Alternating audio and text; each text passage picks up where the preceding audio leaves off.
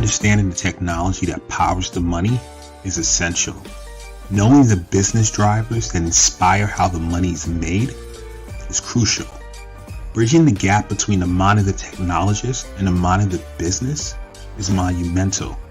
That is what TBF is all about. Let's start this never-ending conversation. It's time.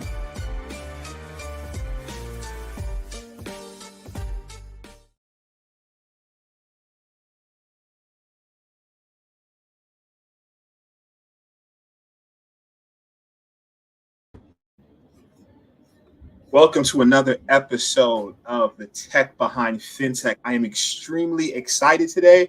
We have CEO of Dukka, Keturah Osuagwu. Welcome to the show. Thank you, Nnamdi. I'm happy to be here. So before we get into the show, which is today's topic is unleashing Africa's commerce potential, micro and macro growth strategies. I'm going to do a little housekeeping and I'm going to introduce our esteemed guests. So with the Tech Behind FinTech, we are streaming live from Facebook, LinkedIn, YouTube, Twitch. And we also have a stream going on from Instagram offline. So, my Instagram folks, hi. If you want to be part of the show, go to techbehindfintech.com and you can see the show live and we have links there so you can add your comments and be part of the show. Everyone else, feel free to drop a comment in and you can now add it to the show. So with that said, let me jump into today's topic. So unleashing Africa's commerce potential, micro and macro growth strategies. I have our esteemed guest, CEO of Dukka, Keturah Osuagwu. So I'm going to read her bio. Keturah Osuagwu is the founder and CEO of Dukka. She is a trained software engineer, 3-time tech founder, growth expert, executive level talent, board member, columnist at Business Day Nigeria, and African art patron. Keturah strongly believes that technology can solve a lot of human problems, or at worst, make them easier to bear. Keturah lives by the mantra that in order to impact lives at scale, one must first impact the lives of a few. I love that, by the way. She actively promotes and supports initiatives aimed at providing equitable opportunities for women and girls to pursue and excel in tech careers. One of such initiatives is the DIP Fellowship Graduate Internship Program, DIP Fellows. Through this sponsored program, she gives young entry-level talents a chance to commence their careers in tech over a 2-year period of immersed bootcamp training, hands-on learning, and paid internship placements with Dukka and other partner organizations. Excellent. Welcome to the show. Thank you. So I want to tell a story, right, about how we met. So Keturah and I met at Money 2020 last year. And, we were waiting online for some food. I introduced myself. And then she told me what she does at Dukka, and then we decided to have lunch together. And we had an amazing conversation at lunch that I wish we would have recorded and used as an episode since then. So since then, coordinating with her and her busy schedule and trying to get her on the show. So it's been a long time coming. Really excited to have you today. Yeah, it's serendipitous that we met how we met, right? So yeah, I'm happy to be here. Happy this show it's finally happening. Can you do me a favor? I obviously read your bio. Can you tell the audience a little bit about Dukka? So the simplest way to describe Dukka, what we do at Dukka, is we're building an ecosystem that help and will help any African to manage their money better. For today, we're focused on building a suite of solutions, a single solution for the small business, the small African business owner, that helps them with 2 things. 1 with payment, 2 with bookkeeping. Now that's, those are 2 encompassing words, but what does that really mean, right? When you talk about bookkeeping, is everything you need to operate your business. It's managing inventory, it's capturing sales, it's capturing expenses, it's being able to generate receipts and invoices. It's also being able to see and peer into your business performance insights, looking at your business statements to say, oh, actually, my customers really, really like my fish pie rather than my carrot cake. I put all my heart into my carrot cake, but the data is showing me that they love my fish pie. And my fish pie contributes 40% to my revenue month on month. So maybe there's something there about my fish pie. I need to double down on my fish pie. And then being able to say, you know what, I can see that Nnamdi is a top, spender in my business. He comes here every Tuesday. He spends $20 buying a cup of coffee and two fish pies. And that's, I need to find more Nnamdis for my business, right? Is having that data. It's also being able to process payments from customers however they choose to pay. While this may not be a revolutionary thing, to people in the Western world, in Africa, it's pretty revolutionary because in the ability to pay and be paid, it's still an issue, right? People talking about Web3, Web4, Web whatever. We're still, trying to solve the fundamental problems as to how people transact today, about identity, being able to be digitally identified. It's these little things that build ecosystems. So we have the software that helps them with, point of sale. We have, that provide them with a back office where they're able to see or peer into these business insights.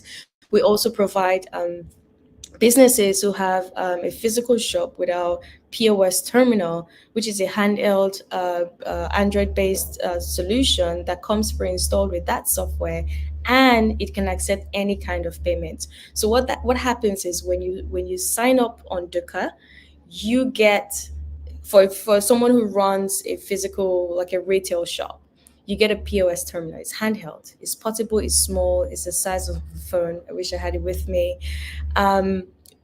Probably could grab it quickly, and you get a business bank account for your business. You are able to process payments, card payments, contactless, QR codes, bank transfers, mobile money. However the customer walks up to you to say, hey, I want to pay cash today, you can record that sale. I want to pay you with my card. You can capture money like so, and all of that payment is transacted and settled into your business account that has been created for you.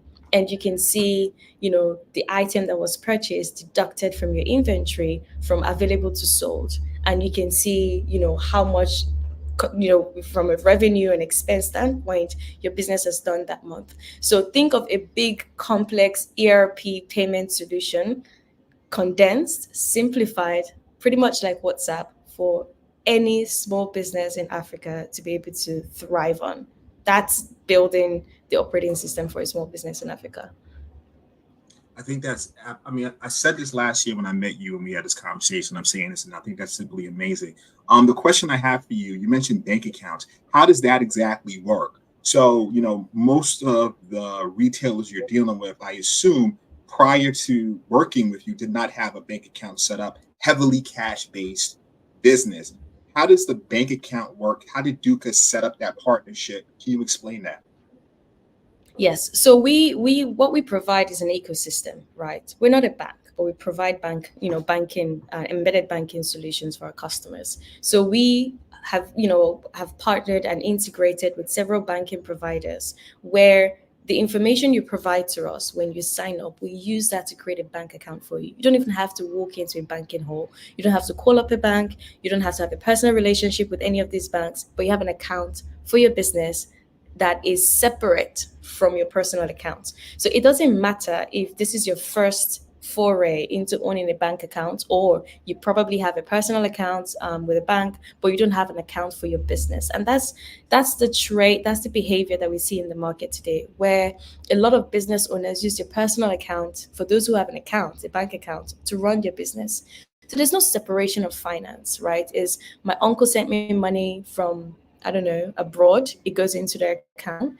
Customer pays me, it goes into their account. I need to pay my children's school fees, it's from that one account. It's messy, right? It's really messy. That's why small businesses stagnate, and that's why they don't grow, because how can you, even for me, right? Like, and for you, I'm sure, you really can't probably remember how much you bought gas 3 weeks ago, how much gas you filled in your tank 3 weeks ago, right? Like, you could be super smart, your brain could be like a supercomputer machine, but we forget, right? So that simple separation of finance really helps them to thrive, because now they know that money that goes into their account is for my business. And this is great because for a bank, they're like, oh, on a typical day to convert and onboard such customer profiles, it takes a lot, right? Acquisition cost to onboard that customer is a lot for a bank, and here we are. We've done all the groundwork. We've acquired the customers. The funds are sitting in in their bank as a settling bank. Everyone is happy. So I have a question for that, because I know, with banks, sometimes they have minimum balances that you have to maintain in order, or you get hit with fees. Some of the businesses you're dealing with, especially the non retailers with a physical location and more of the street vendors, when they first start out, they may not meet those minimum requirements. How do you avoid the fees? How does that process work? That's where we exist, and that's why we exist, right? Being in the middle, we're able to negotiate fairer terms with the banks of choice, to say, hey, individually this may not make, I don't know, a viable business for you, but look at the numbers. These are the number of customers that we've converted, and this is our growth potential. So from a balance sheet point of view and a volume perspective, it makes sense to the customer, to the bank. And either ways, the banks are very keen and very interested to onboard customers with that profile. They just don't have the bandwidth to. They've tried, and they've done their best, but they're not the best at it. No, that makes sense, because I see, if you look at it from an individual perspective, there's the cost to carry that customer may not be worth it. But when you start Yeah. looking at it from a volume across the board, then it becomes very beneficial, right? So it's almost like the Amazon model, right? So these little sales that we do to buy a bathroom cleaner or some randomness, right? They don't make money from that, but the sheer volume of everyone using it for a global marketplace makes perfect sense. How Correct. have you changed the lives of the street vendor, the person who you go to Nigeria, they're selling stuff in the market? How have you changed that process? It's cash based. We negotiate. Do they use Dukka? How does that work? So we've been able to create customer personas or archetypes, right, of who our target customers are just by being in market for the last couple of years. And the profile that you speak to, we call them the micro entrepreneurs, right? Because they are entrepreneurial. They are entrepreneurs. They're buying and selling. And we think that's a more dignified word than calling them traders. So for them, being able, we live in a world where, Nigeria today, the central bank as well as the federal government is reducing the circulation of physical cash. So these business owners are forced to accept some form of digital payment, right? Um, when you build a lot of, I would say predecessors have tried to launch and scale QR code payments. But the issue with that is with QR code payments, you still need, or with, launching a software only solution, that app needs to be installed on a smartphone, right? But this person that we're talking about, this profile, they have a phone, but it's just not smart. Right? It's like, over here we call them touchlight phones, which is like feature phones, right? And we can even see that today there are some, I would say some modifications to those feature phones where there's like WhatsApp Lite and Facebook Lite, but you can't have a, there's just no provision for them being able to accept, a light version of a payment solution. So for them, there's a more solid case as to why our terminals are necessary, because they're providing us with their information. We give them the device. This is what it looks like, right? It's handheld, pretty portable, and you turn it on. It's pretty much like an iPhone. You turn it on, all you see is Dukka. right? And with this solution, you're able to have an account. You can take card payments, you can take contactless. Customers can even transfer into your account, like a bank to bank transfer, and you can confirm receipt of payment in less than 10 seconds. That's revolutionary. It really turns just about anyone into a super merchant. So, this is your business on the go.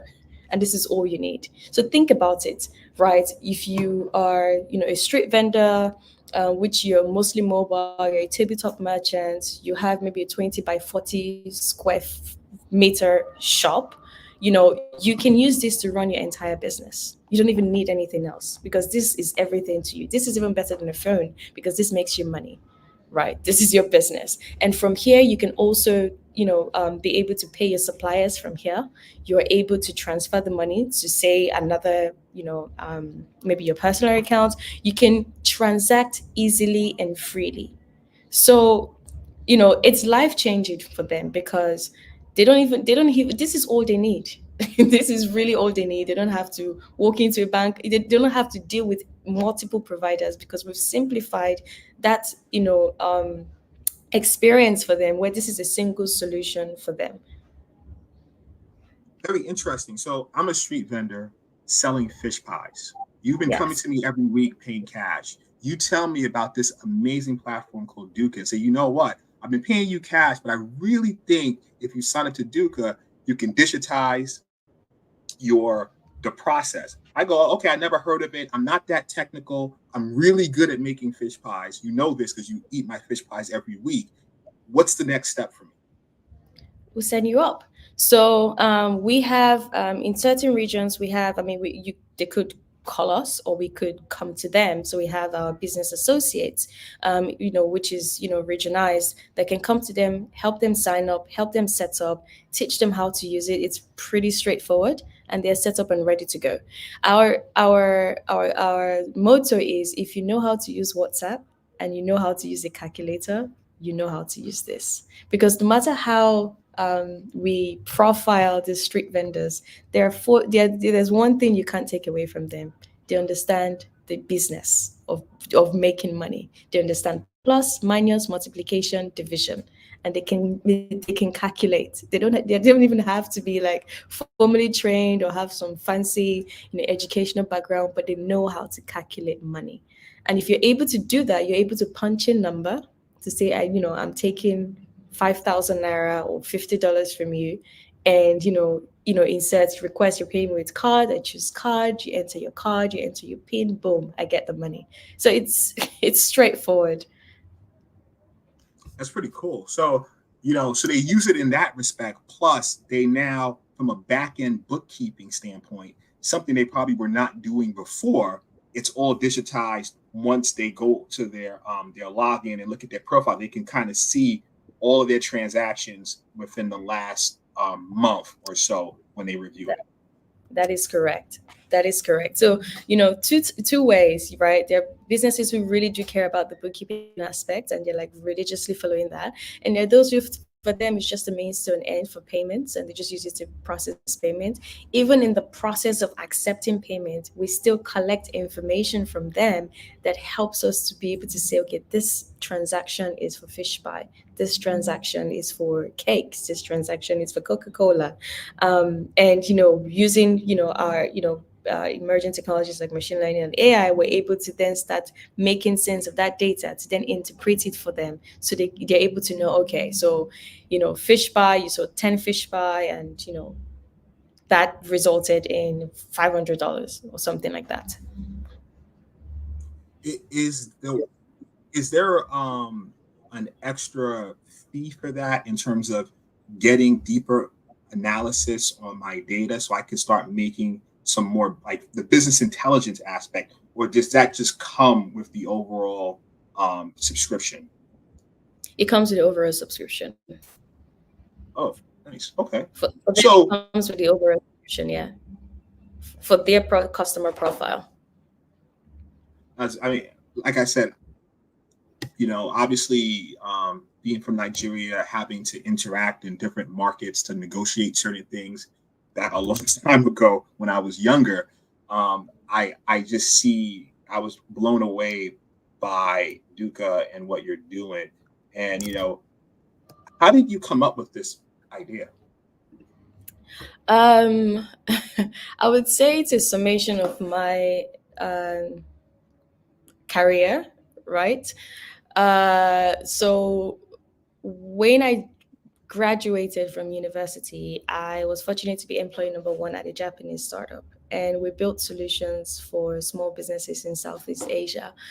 And I think that was my first foray to see how, technology could really transform a small business. At the time, this was early, well, 2012, thereabouts. And, small businesses were still, menu was pretty much still a booklet. Payments was still heavy cash in Southeast Asia, and digital payments were just starting to be a thing.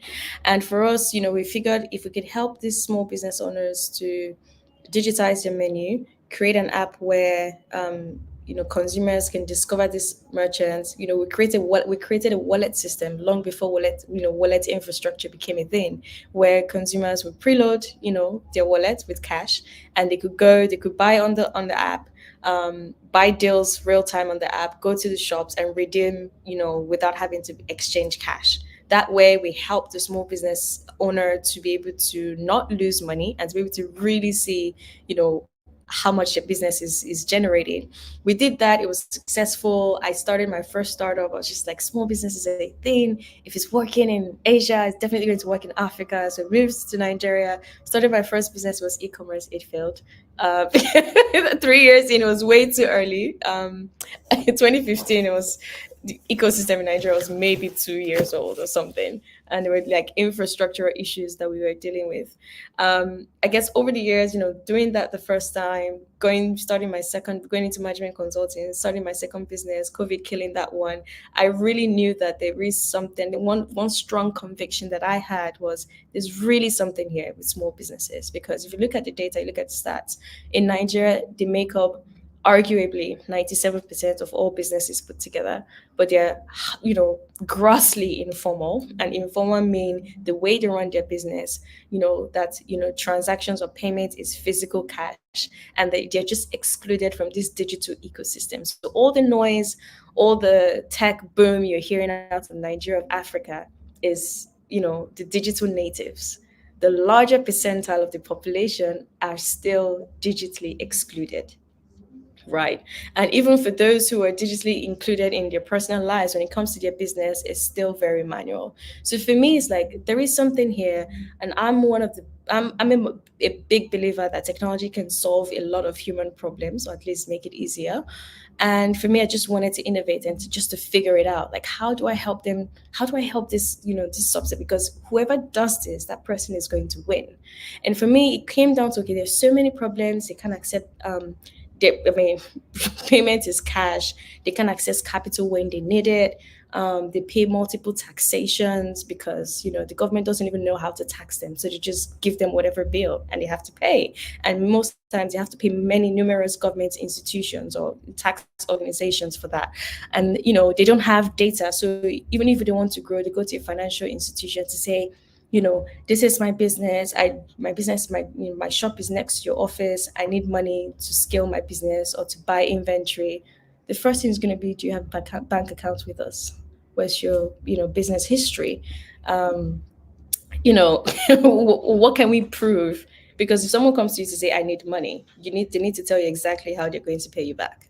It's fundamental. Even if the person is your cousin, you need to know exactly how your money is coming back. So for me, I'm like, you know what? This is a data problem. No one knows who this customer is. And that's the reason why innovation hasn't really birthed around them. So for us, it's like, how can we start? What's the lowest hanging fruit?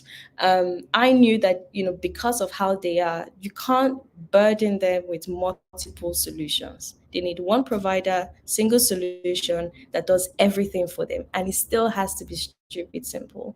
So when we launched, it was like, okay, let's launch. Lowest hanging fruit was, let's launch as an app, a mobile app, a bookkeeping app. Let's help them keep their books, right? Because what I also noticed was, as much as we we think they don't care about tracking their sales and expenses, they do. They have a notebook and they have a pen. And every day they sell, they write, I sold this, I bought that, I sold this, I restocked that. So it's a manual process that tells you this person cares about their business. It's just in a book, right? And as cute as that book is, no financial institution will take you serious with your book, right? It has to be digital because digital is permanent, right? And digital is traceable. And when it links to a bank account, even more, even better. So for us, like, let's launch an app. Let's see if people really do care about, their bookkeeping, if they care about, managing their books. Can we transform or transition them from pen to paper to an app? Because if you have a smartphone, then you're using WhatsApp. And if you use WhatsApp, you can use an app to do all this bookkeeping. Even though it's manual. It's manual on the book, it's also manual on the phone. Let's start there. And we did. And we were able to, accumulate over 70,000 merchants in the first 18 months that we launched the app. And those merchants, we, amassed together, we saw that they transacted over $30 million GMV. Crazy. So for us, it was like, wow, there's really something here. I think we've struck gold, because if a tenth of of those transactions came through a digital platform that we provide to them and everything is seamless, this is a game changer. And that's what validated our need to invest in building an embedded payment solution that works for them. Now, a lot of approaches that our contemporaries have taken is, oh, let's go get a banking license, let's become a bank. No, we don't want to be a bank.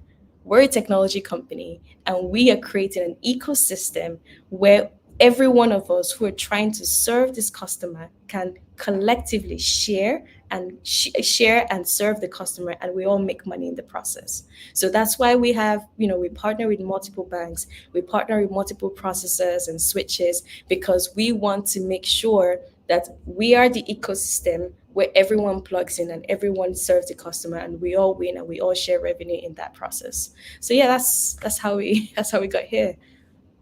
That's amazing. No, simply amazing. I love the story. I want to talk to you about that first 18 months with the app and getting the 70,000 users on it. What was the strategy behind that? What did you have to do to accumulate that type of user growth? So the first thing we did was, even as we were building the app, when the clickable prototype was ready, we went into the market.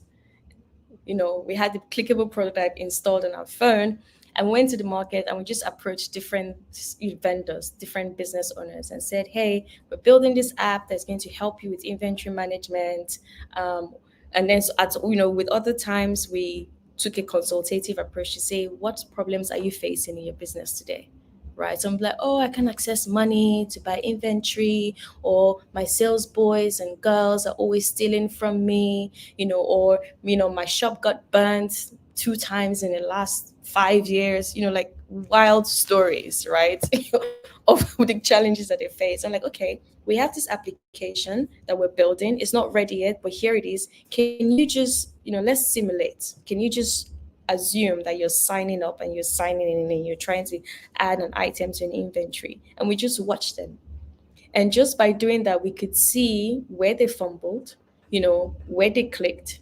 We knew, okay, so that button is not supposed to be there. They think this button goes next, but, so I guess the next button is in the wrong place. We need to go back and rethink, the user journey and experience. So before even launching a product into the market, we got some market feedback. And then when we launched August of 2021, boots on the ground. Boots on the ground. We went shop to shop and we're signing up customers. Same thing, just watching them sign up, on their phones. So we targeted the class of customers that had smartphones. But we also saw that a lot of people wanted and liked our solution, but they didn't have smartphones. So for us, it's like, how do we solve that? How do we not marginalize, customers or, the target audience just because hardware is an issue? So all of that influenced and informed our decision to go the hardware route, because with hardware, you can really control the experience of the user. And I love to use this, analogy and this, I would say example. For years and years and years, Microsoft is a fantastic company, right? They build amazing software. But, and most of us grew up using Microsoft, I don't know, 95, 97, Vista, 7, I'm not sure what, wherever you started, you were exposed to Microsoft. And for us, the experience was not full or was not whole because Microsoft ended at the software level and you have to do updates. So you had to buy this hardware. It could be Compaq, it could be HP, it could be Lenovo, it could be whatever. And you had to install the software and you had to install a bunch of software. And it's all these experiences that we really didn't care about. Apple, on the other hand, understood customer experience to say they don't care, they don't want to know, they just not buy something, turn it on, and it works. How it works, they don't want to know, right? And it's the same thing. So for us, it's like we want to provide a wholesome experience where these target users who have very short attention and patience span just want something that works. I don't care how you do everything else. I just want something that just operates. It just functions, right? It's like WhatsApp. I use WhatsApp because everybody gets it. You download it, you open it, you just have to start chatting. That's it. Like it's not rocket science. You just click on chat, it shows your contact list, you click on the name, you just start chatting. It's not complicated, right? You're not trying to build a spaceship. So that's how we started. Boots on the ground, we went from one customer to 10 customers, 100 customers, 1,000 customers, to 3,000, 10,000, 30,000, 50,000, just all around. And it was boots on the ground. And it helped us scale significantly. And you can do that in sub-Saharan Africa because labor is cheaper, considerably cheaper than if we're in the West. And when we did that, we realized, comparing with our digital ads that we ran, we realized that 90% of that traction came from sales and 10% from digital marketing. And we decided to go the sales route again because we're early, we're trying to, disrupt an age-long behavior. People are very comfortable with pen to paper. You're saying, hey, you can use an app to do the same thing on your paper. And guess what? If you ever get your paper lost or your book lost to fire, to water, any kind of damage, the app is better. If you lose your phone, you just buy another phone, you sign into your account, you continue from where you stopped, right?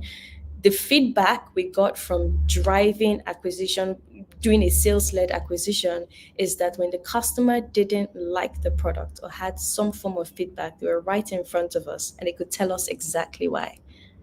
But if you're running a digital ad, you get, for whatever, depending on, the channel you used to acquire that customer, they could be incentivized for, you get 10 cents for every click or download, or maybe they really do like it, but then they download it, they click your ad, they download it, they sign up, they hate it, they delete their account, they delete the app, they've left your platform. You haven't even had a chance to interact with them in some of those cases along that process. So it's very hard for you to understand who this customer is, right? And a lot of our customers, as you've mentioned, they're people who are boots on the ground. So that you may not find them on Instagram, or on Facebook, on Twitter, on whatever other platform. You have to find them in the shop, right? So that was our strategy. And, that gave us a lot of, room to get feedback, to improve our product, to prioritize what feature we needed to work on us, to validate the fact that we needed to build an embedded payment solution, to validate our need to even make that hardware, so it gave us a lot of validation ground. So we were building according to what the market and the customer was feeding us back with as to what they wanted. Wow. A lot of questions. The thing I noticed that you've done is something that I guess started in 07, 08, around that time, with the introduction of the lean startup. So you build it for your customers. You get real customer feedback as opposed to ideating, internally until the product is made. So I see that you use different strategies of that with the boots on the ground approach, with getting real customer feedback, changing as with that feedback, changing the final product that you were trying to build. Amazing work. Question I have for you. coming from a software side, how was that transition in terms of adding hardware? That's a whole different element, right? And a whole different set of vendors and partners you have to deal with to put a physical product rather than, programming, building an app. What was that like? It was, I will tell you for sure, it's been an experience. Hardware is called hardware because it is hard, right? It is hard to figure a bunch of stuff out. It's not even just about like figuring out, the vendor is also like the logistics and everything, in between. So for me, I mean, we launched Dukka in 2021, but personally, the journey started in 2019. So from 2019, I had started my research. I knew nothing about, this payment ecosystem, this hardware ecosystem. But if there's one thing I know, it's like I'm an engineer, and engineers have a mindset of you will figure it out. Everything is figure outable, right? And that's the, long story, but that's how I became a software engineer. Like I was a kid, my parents brought in Windows 97. I was like, oh my god, what is this new shiny thing? I was just like, oh, internet, and you can connect to it. I was just like, I want to be that guy. Who built this? I want to be that person, right? Because if someone did that, so can I. The person doesn't have two heads, four eyes. It's the same brain, same opportunities that are available for us, to us. I just have to figure out what they figured out, right? So I've always had that mindset. So for me, from 2019, I was doing extensive research, and I obsessed, and I mean obsessed, over Square, over Zetto. I remember typing an email to found this CEO's email to Zetto. I had typed it out. I never clicked send. I found out like 2 years ago. I never clicked send, but I was going to send an email to say, I want to do what you're doing in Africa, but I want to understudy you guys and blah, blah, blah. I don't know. Somewhere along the line, I didn't click send. I thought I did.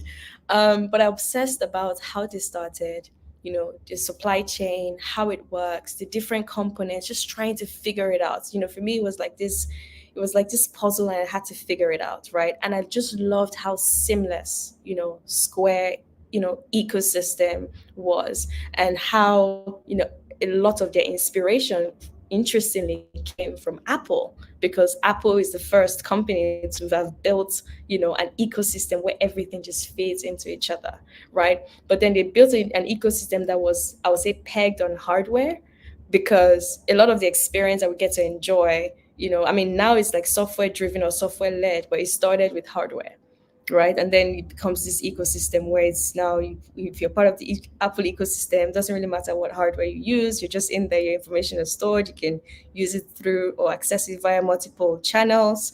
So that's how I started. I started talking to different manufacturers, figuring price points, going to the market. I remember even just having a picture, right? I'm going to the market. I asked taxi drivers. I asked motorcycles. So we have this thing we call Okada. Is mostly banned in a lot of states. But I even asked them to say, would you use this device? And it wasn't this color, it wasn't this, design. It was just something, right? Like, would you use this to take payments? How much are you willing to pay for it? Do you think your customers will be willing to pay, to pay using this way? I went to shop owners. Why are you using pen to paper? You use a smartphone. Why don't you have an app? So literally just trying to figure out, right? And then talking to the OEMs to say, what is the MOQ? What can it do? What kind of support can you provide to me? What language is it built in?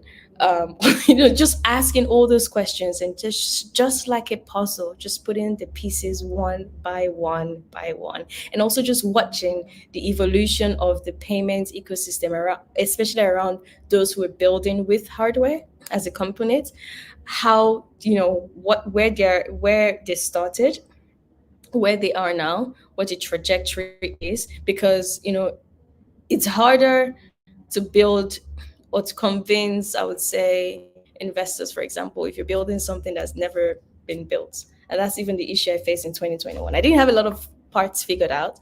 And I guess the investors at the time could sense it.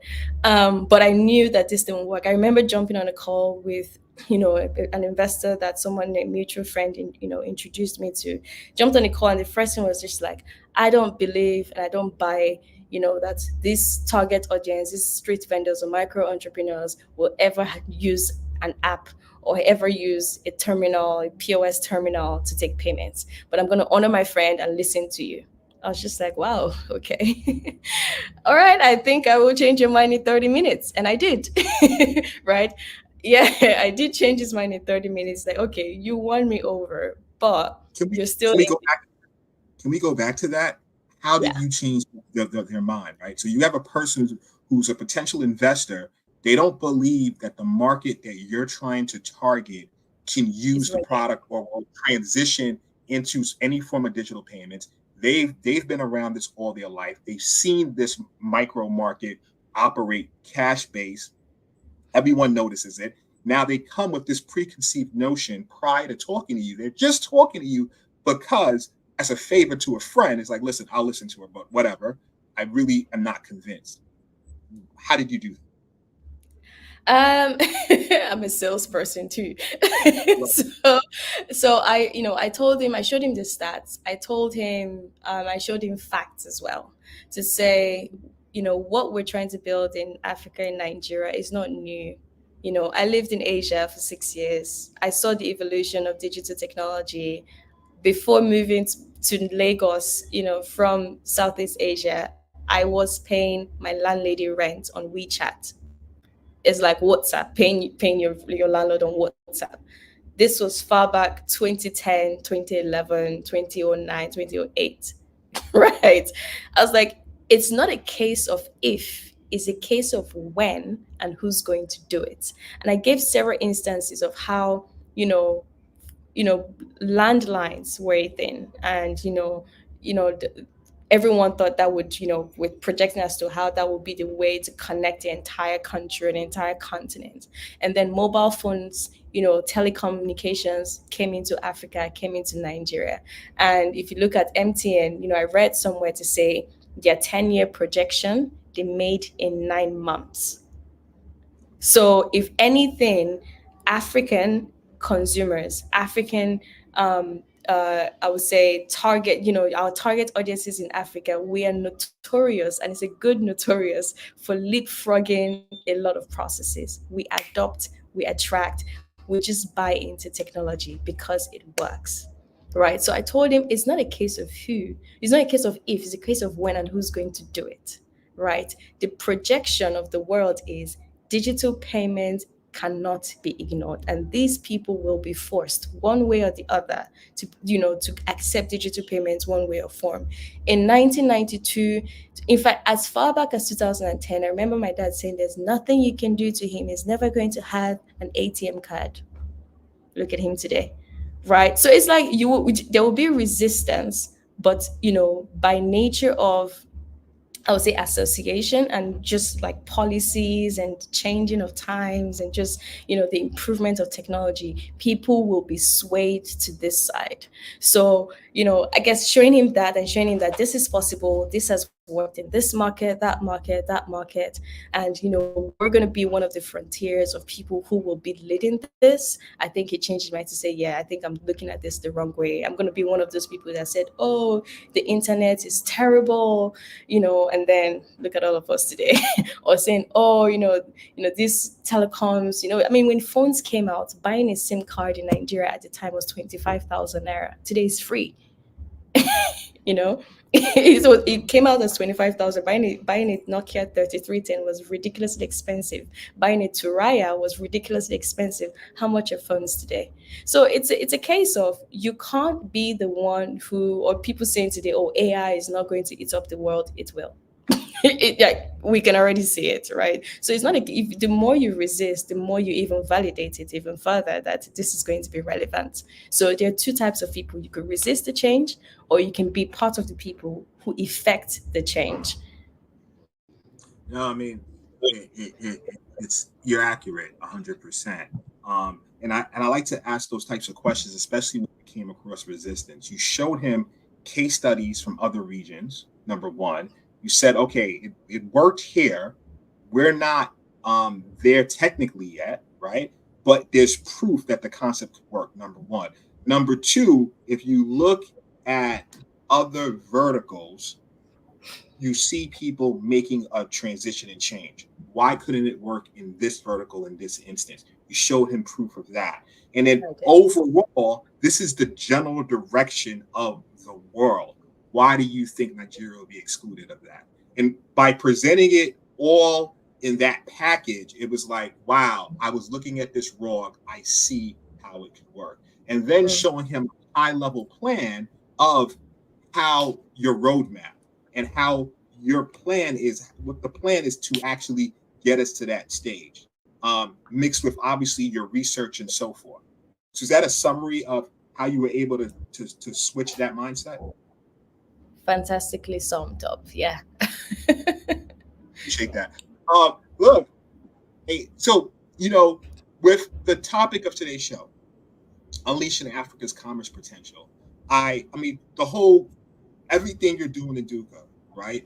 The idea that you're taking heavily cash-based businesses, giving them some sort of back-end bookkeeping that they were not exposed to before, mixing that back-end bookkeeping with actual business intelligence powered by AI, machine learning, to give them an analysis, giving them a form to receive digital payments outside of cash, giving them bank accounts indirectly that they don't have to now go into a bank, but now they have that. I'm assuming, right, that based on these transactions now, or I don't know if you handle this to Dukka, how can they get a loan with that bank based, because they have the transaction history, they have all the revenue they're generating. Do they get a loan through Dukka, or do they go directly to the bank? Is that part of your ecosystem? Yes, that is part of the ecosystem. So you summed it up really well. I mean, what we're basically building is a small business, credit scoring system, right? Because now, if you do 2 summers with us or 2, holiday periods with us, we can tell you next holiday, how much we can predict how much in sales you're probably going to realize, right? Based on your historic data. If you've been with us long enough, we can tell you, during, the end of year, beginning of year, so that Christmas, New Year period, you sold this much sales, and you ran out of inventory. And do you need a little bit more cash this time around to boost your inventory so you can sell more, right? We can tell you, you can be able to accept or to access, uncollateralized loans, which is the biggest issue here, because we don't have a formal, I mean, it's just starting to pick up, but we really still don't have a formal credit score, even for individuals, right? Because that's something that's just been developed in the last maybe 5 years ish on the consumer level. So people can access personal credit, they can access business credit. It's more like you have a job, you have a salary, so we will look at your 6 month salary, and a lot of people do consumer loans because it's pretty straightforward. But when it comes to businesses, it's really hard because where's the historic data? But with Dukka, you can access not just inventory finance, you can access any kind of growth capital that you need. You want to open a new location, guess what? We can we can see how much you're probably going to make from that, right? If you come to a financial institution to say, I need $5,000 loan, for $5,000 loan, and I'll pay you back in 6 months, we can say, hey, pay in 12 or 18 months. And we know comfortably that you'll be able to pay without it affecting your business operations, because you don't have to pay through, you don't have to pay exorbitant interest rates on that. We're we're an ecosystem. We're not a lending provider. We avail our ecosystem for such providers to provide their financial services or products to our customers, and we all share in the revenue of that. I mean, look, at the end of the day, right, the banks want to sell products. Their products are in the form of loans, mortgages, or different savings vehicles or investment vehicles. So they're incentivized to do that. That's the goal. So by now having the proof that they're not going to invest in this bad investment in terms of lose their money because of historical data on the cash revenue and so forth, you're making that process easier. So it makes total sense. And as we know, right, business growth is fueled by the loans, constantly investing, reinvesting, and growing. So for a micro and a level, you're making that now accessible. I talked to a business owner from South Africa, I think last year. It was an interesting conversation, and they do similar through groceries, the grocery rewards card. But the idea was the same. How do we track someone's purchases? Make sure that they're buying things consistently now, and then based on that, can the banks get involved and now introduce some products to them? Come into the bank based on your history. We can give you this. So I see that concept happening all over. I know we're running out of time. I could talk to you forever. Like we had, I think when we first met during lunch, I don't know, it seemed like we talked for a very long time. It's happening now because I find what you're doing very fascinating. Expansion. What are your thoughts there? I mean, obviously, Nigeria, it's popping right now for you. You were talking about the continent. What are your plans? So we are looking to expand into 3 countries in Eastern and Southern Africa before the end of the year. And these have gone past the exploratory phase because we already have identified a captive market and local partners to go to market with. So we will be running a pilot in 3 markets before the end of the year. And, the success of that will then fuel, us scaling fully into those regions. But it's very exciting because, I think a lot of businesses in Africa, when we think scale or expansion, we're thinking regional. But a Nigerian business expanding across Africa is not Ghana and Togo and Benin Republic. A South African business expanding across Africa is not Namibia or Zimbabwe or Botswana, right? Africa is a big continent. A company in Kenya expanding across Africa, it's not Uganda, right? It's not Rwanda. Why can't we move from east all the way down south or east all the way up north, right? Yes, there are known barriers like language, currencies, legislations, but the way we're looking at it and the way we're approaching it is finding local partnerships that actually work, right? People who are boots on the ground, understand the lay of the land, who can give us that foundation and that leg up for us to get into the market, test if this is worth it at all or just a waste of time, and validate, get our proof of concept and use that to make informed decisions. So yeah, very exciting. We're looking at Zimbabwe, we're looking at Zambia, we're also looking at DRC, Democratic Republic of Congo, for those who don't know what DRC is. And it's quite interesting how this conversation started and have quickly accelerated in the last couple of weeks. So that's very exciting for us. And we'll see, I guess everyone watching will see how the success of that happens over the next couple of months. Listen, I consider you a friend of the show. One of the experts in the payment space and what you're doing with the company Dukka. I would invite you on our platform at any point in time. We'd love to just learn more about the expansion in the future and some of the challenges you're facing. And then because it's you that you have overcome, and I would like to ask you questions about that and learn from it. I think it's amazing what you're doing. Like I said, I was blown away last year when I met you and you talked about the work that you're doing and what you were able to accomplish. And still today, I find it 100% fascinating, especially starting in software and transitioning into the hardware aspect. And when you showed me your device, I was like, wow.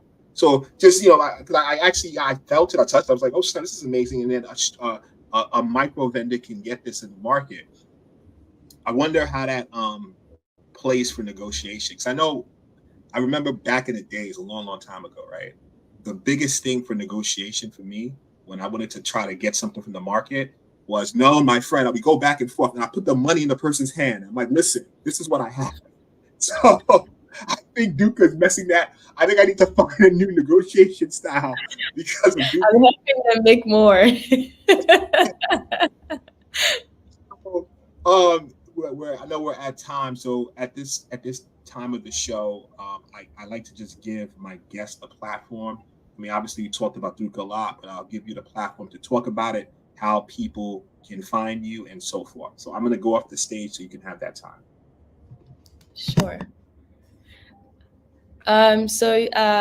Personally, I can be found everywhere, Keturah Ovio, so a combination of my first and last name. And you can find Dukka on LinkedIn, it's just Dukka. On other social platforms like Twitter, Instagram, TikTok, whatever else is out there, is Trust Dukka, because we want our customers to trust us. I'm gonna come back on the stage. I want to put the website on the chat. Let me. Yes. So, yeah, I would like to do that. I'm just have the LinkedIn page. Let me go there right now. I want to put it on the chat. Just give me a second. I should have had this queued up. Okay, here it is. Dukka.com. Yeah, Dukka.com. Test it out. We're technologists by nature, so you can't just put something on without actually going there first and testing it out to make sure that everything works. So, boom, it's part of the show right now. We'll be there. Listen, guys, I want to thank you for tuning in. I learned a lot from I tell people all the time, right? I started this selfishly because I get to ask amazing people questions that I have, and they're forced to answer because it's live and it's about their company. So there's no way out. So I definitely appreciate you coming on board. Thank you for your time today. I really enjoyed our conversation, and I wish you the best and have an amazing weekend. To our audience, all those who tuned in from Instagram, from LinkedIn, from Facebook to YouTube, thank you very much for watching. Whether you watch it today or you watch it tomorrow or next year, I thank you in advance. You can find us on the techbehindfintech.com. Click the subscribe button so you won't miss an episode, and you can see our upcoming guests and be part of our newsletter.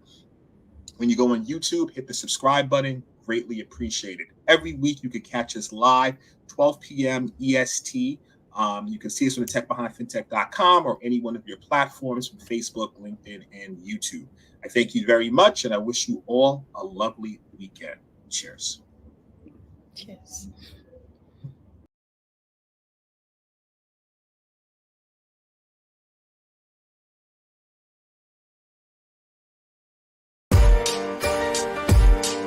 Understanding the technology that powers the money is essential. Knowing the business drivers that inspire how the money is made is crucial. Bridging the gap between the mind of the technologist and the mind of the business is monumental. That is what TBF is all about. Let's start this never-ending conversation. It's time.